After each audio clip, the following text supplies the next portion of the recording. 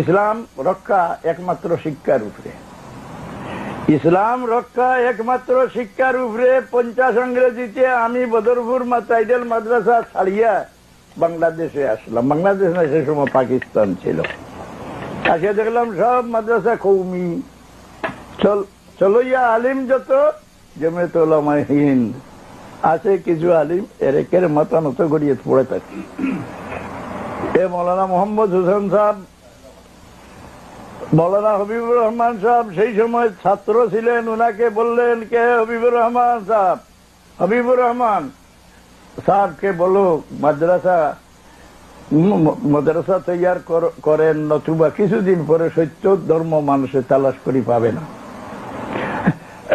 এই আমার মনে ভাব জাগিল, বাংলাদেশে সুন্নি আকীদার যত মাদ্রাসা, এর মধ্যে আমার কিছু ত্যাগ আছে কিনা?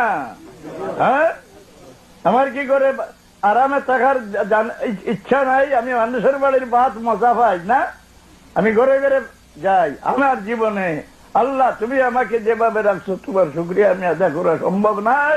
আমার জীবনে কারোর কাছে আমার সাহায্য চাওয়ার দরকার হইছে না, কিন্তু আমি ভিক্ষা মাগি একমাত্র মাদ্রাসা দিনী শিক্ষার লাগিয়া দরজায় দরজায় ভিক্ষা মাগি। এতে আমি লজ্জা মনে করি না। আয় আল্লাহ, যদি আমার এই ত্যাগটা তুমি কবুল করো, এর দ্বারা আমাকে তুমি মুক্তি দিতে পারো।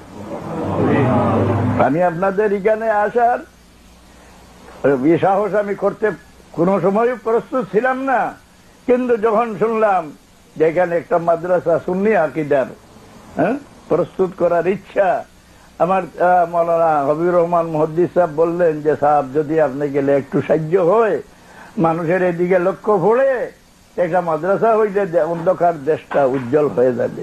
এই উদ্দেশ্যে আমি আসছি। আমার শেষ কথা হইল যে আপনারা সুন্নি আকীদার একটা মাদ্রাসা শিক্ষার উপরে ধর্মের রক্ষার একেবারে সম্পূর্ণ নির্ভর, তসবিহে জিকিরে আল্লাহর ইবাদতে দিয়া ধর্ম রক্ষা করতে পারবেন না। এই মাদ্রাসার জন্য আপনারা যদি ত্যাগ স্বীকার করেন, আপনাদের বংশ তার দ্বারা উপকৃত হবে। সেদিন আমি বলছি, এই জমিনের পিঠে গৌরবী বংশ কারা? সৈয়দ বংশের সঙ্গে কারোর তুলনা হইতে পারে না। সৈয়দ বংশ সবের মাথার উপর না। সৈয়দ বংশের সঙ্গে বেয়াদবি করে বহু মানুষের বংশ ধ্বংস হয়ে গেছে, আর সৈয়দ বংশের দুয়ার কারণে বহু মানুষের অন্ধকার জীবন উজ্জ্বল হয়ে গেছে। তারপরে গৌরবী বংশ কারা বলে, পাঠান বংশ। এক পাঠানের ছেলে কোন জায়গায় দাঁড়াইলে